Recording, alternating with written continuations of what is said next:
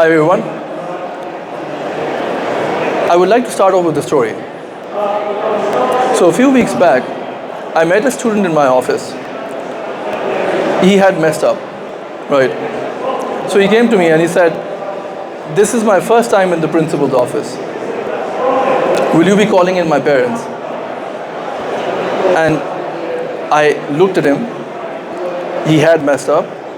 But the fact was, not that he'd messed up, the fact was that coming and talking to the principal, he was not comfortable. I had not been able to create a safe space for him to express what he'd done. So I had a conversation with him. I told him that you, with all your capabilities, are like the sun. And the thing that you did is like that small cloud. And if you let that cloud cover the sun, which is very small, you will not be able to shine. And I want you to shine because I believe in you. It was interesting to see and interesting to feel that all of a sudden, fear was replaced by vulnerability, and he put his head down and he started crying.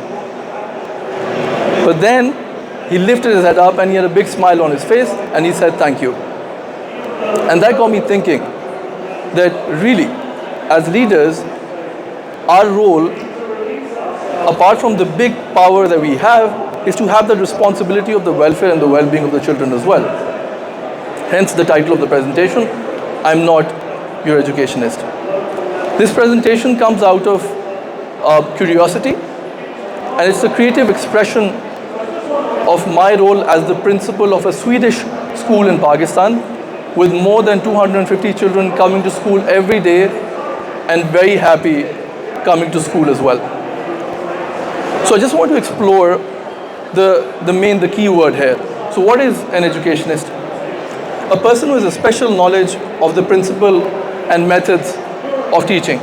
So this got me thinking, and I thought, all right, this particular knowledge that we have as an educationist, this special knowledge, if I put it in a framework, this is what a circle of a school would look like. The knowledge gets translated into a school philosophy. What sort of a school do we want to create? Do we want to create a school that's traditional? Do we want to create a school that's progressive? And then, after that philosophy, we build structures around it.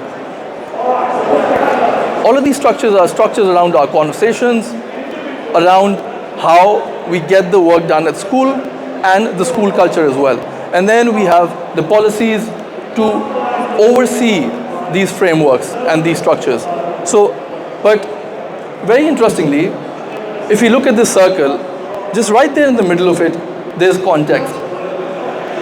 And the context is that in this school, there's this child right there who's, apart from experiencing school, he's experiencing something which is very interesting, which he experiences every day, a thing called life.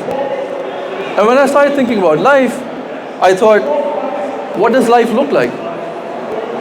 And life looks like something like this. You know, it starts, we face certain situations in life, and we have the option of responding to it or reacting to it.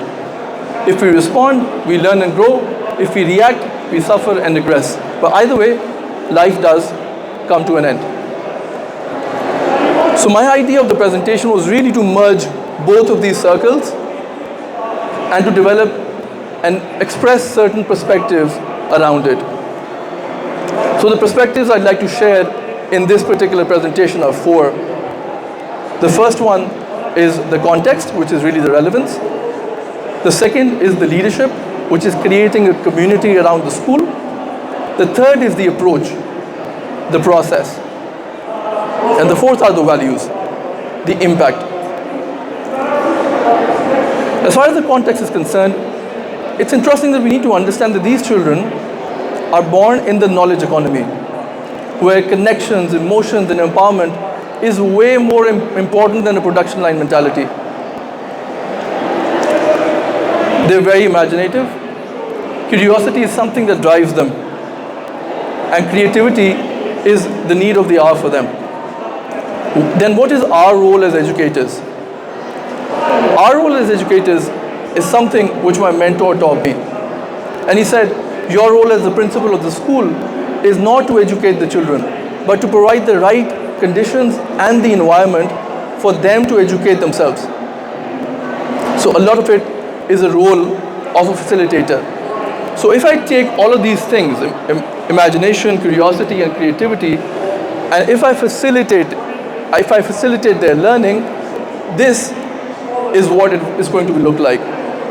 So this is Fatima from year 3, and instead of going over the digestive system, like telling her about the food pipe and how the food goes from the food pipe to the small intestine, the large intestine, what she's doing here is she's becoming the pizza herself. So Fatima the pizza is going in the digestive system. And she's saying, hi, my name is Fatima, the pizza. Today I will show you how I went in the digestive system. Okay, so I first went into the mouth, then he chewed me up. After that, I went in his food pipe. After that, I was in the tummy with some acids. Then I was cut in half, and half of me went into the small intestine, and the other half went into the big intestine. Then you know what happens in the end. She experienced learning. And these things about the digestive system is something which she won't forget. The second perspective is a perspective on leadership.